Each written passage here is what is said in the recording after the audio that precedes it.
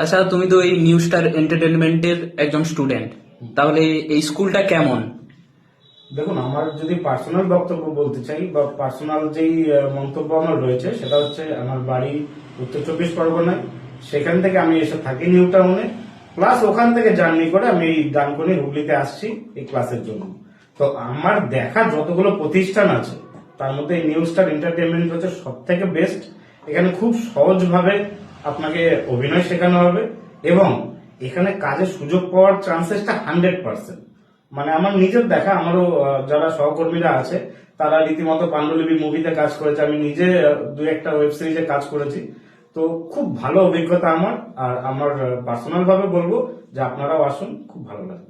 আর এখানকার যে sir, director sir Shubhankar Das, উনি কেমন?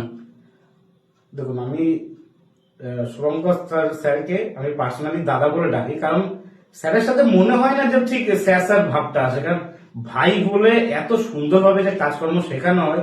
শুধু এখানে অ্যাক্টিং জিনিসটাই নয়, এখানে অ্যাকচুয়ালি ডান্স থেকে শুরু করে নিজের গ্লোবিং কি করে মেনটেন করতে হবে, কালচারাল যে বিষয়গুলো থাকে, সব রকম প্রশিক্ষণ এখানে দেওয়া হয়।